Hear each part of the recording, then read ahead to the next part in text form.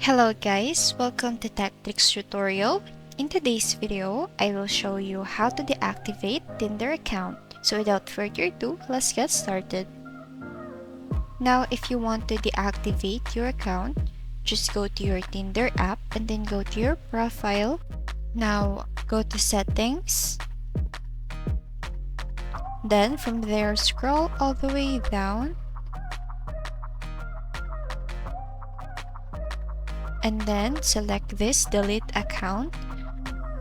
Now you have the option there to pause your account or completely delete your account. So I want to delete my account. I just have to state my reasons.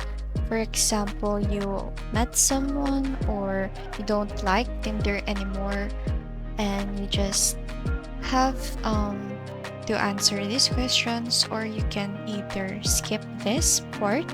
So after that, you just have the confirmation and then that's it.